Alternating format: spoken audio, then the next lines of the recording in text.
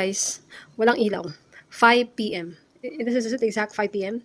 5 p.m. walang kuryente. So, dumating yung aking order. Ito ang i-share ko sa inyo. Tingnan niyo, no? Yan yung ilaw ko dyan sa may kusina. Ayan, papakita ko sa inyo. Sakto, tapos ko lang mag-bake. Nag-bake ako ng tinapay, tapos nagluto ako ng donut kasi ito si Michael ay nagre-request ng donut. And sakto, boom, namatay ang kuryente. Ito yung i-share ko sa inyo, yung order ko. Sobrang napaka-helpful nito ngayon. Lalo ngayon, bigla-bigla na lang nawawala ng kuryente. Michael, oh. Ang evidence, kumakain ng donut. Kaya gising lang yan, kumakain siyang donut. Tapos, andun yung ating rechargeable fan, ayan, dyan sa kanya. So, ito ang ating binake na donut, niluto pala, prinito na donut. Kasi namimiss niya na daw yung donut ko, sabi ni Michael. So, ito yung aking binake na tinapay. So, pinaghiwa-hiwalay ko na, hiniwa. Actually, mainit pa. Ano lang to, matabang. Itong ating hugasin, di ba? Ewan ko lang kung may tubig. Ayun, may tubig. Kasi minsan kapag walang kuryente, walang tubig eh. Tapos, ito ang ating ilaw na sinasabi ko. Ayan, ganyan lang siya. Off. 3 mode. Patay na. Tapos, tinatap lang. Parang sensor siya eh. 1, 2, 3. Tapos, pang-4, patay na. As long as ito nakapunta to sa left, on yan. Punta sa right, off. Tapos, ito siya, magnet. Yan magnet. Yan. Kaya natatanggal siya. So, pag charge mo na siya, ito yung charger niya dito. Ayan, tatanggalin mo, syempre. Tapos ito, nakadikit to sa kahoy to. So, didikit din siya kapag sa semento mo siya idikit. So, ayan, pwedeng iganyan, pwedeng iganon. Diba? Ayan, pwede mo din siyang tanggalin. Magagamit mo siya sa lahat ng, kapag ka madilim na, pwede mo siya iganyan, lipat-lipat, ganon. Diba? Very helpful nito. Ayan, para mas maliwanag. So, in-order ko na yun isa, meron siyang kasamang remote. Ayan. So, kung ayaw mo doon, pwede din dito sa remote. Ngayon, itong in-order ko ay wala na siyang remote. So, pwede ka mag-order ng may remote at saka wala. Kasi meron na akong remote, so hindi ko na kailangan ng, yun. Magkaiba kasi presyo.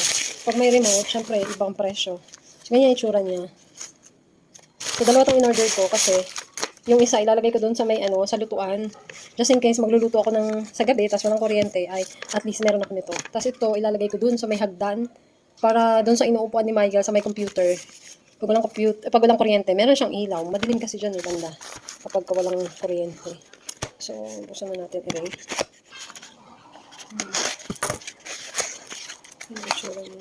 Sana naka-charge no. Para, ito yung magnet. Tapos ito yung dikit niya. Ito yung nididikit mo sa pader. O kaya sa kahoy. So far, madikit naman siya. Tapos ito yung charging niya. Wire. Tapos ito na yun siya. May iba-ibang klase to. Merong mas mahaba dito, merong mas maliit. So, ito yung pinili ko. Lalagay ko na lang dyan kung anong size nito. Ayan. Excited. Tapos yung isa, tingnan nga natin kung naka-charge. Ito ay on. Ayan.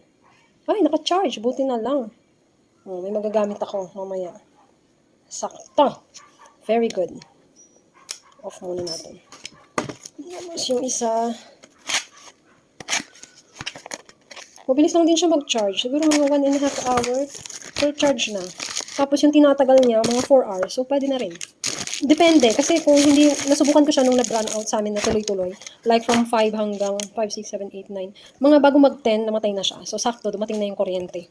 Mga ganun. Tsaka, hindi naman siya straight ko na hinahayaang nakabukas. Like, let's say, kapag may kuryente, syempre, sa gabi, ayoko magbukas ng switch. Ito na lang yung ginagamit ko. Tapos, syempre, pinapatay ko din naman agad pagkatapos ko. So, kung hindi ko siya straight na binubuksan, like, tuloy-tuloy 4 hours, umaabot naman siya ng 2 days. 2 days, yun. Tapos, pang 3 days, charge ko na siya. So, yun. Ito. Tingnan natin to kung ano. Ito yung kanyang wire. Tingnan natin to on kung naka-charge. Ayun, naka-charge. Puti na lang. May magagamit kami mamaya pag nagdilim. So, ayan. Order na kayo, guys. Lagay ko yung link dyan sa baba. So, ito yun siya. Ayan. Ngayon, dinipit ko siya dito. Okay, nalinis ko na to. Kailangan malinis yung pagdidikitan para dumikit. Or, kasi kapag oily, may tendency hindi siya dumikit. Malalaglag lang. So, kailangan linisin. So, nalinis ko na to kanina. And, ayan, ganyan siya. So, ilalayo ko siya konti kasi ito yung pinaglulutuan. Kung i-straight ko siya, lagi siyang mauusukan. So, dito banda. Yan. Diyan ko siya ilalagay. Diyan, sa gitna. Yan.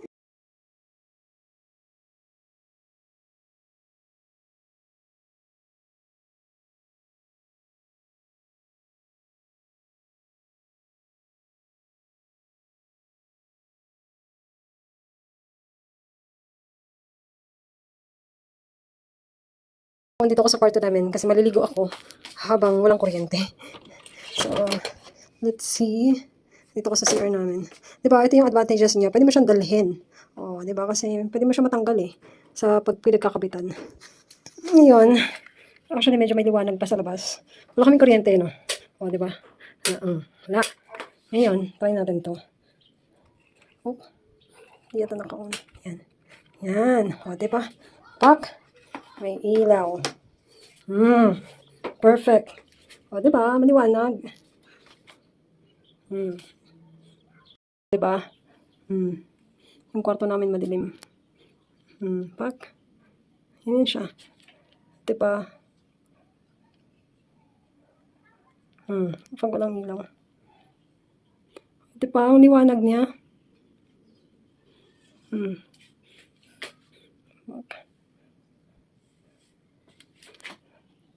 Oh, pero madilim na yan. Oh, walang ilaw. Ito yung ating ilaw.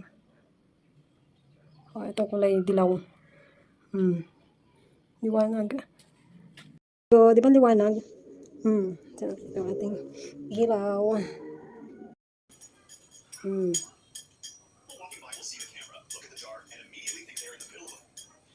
Kuryente. Ayan, kanina pang 6 o'clock, o 5 o'clock.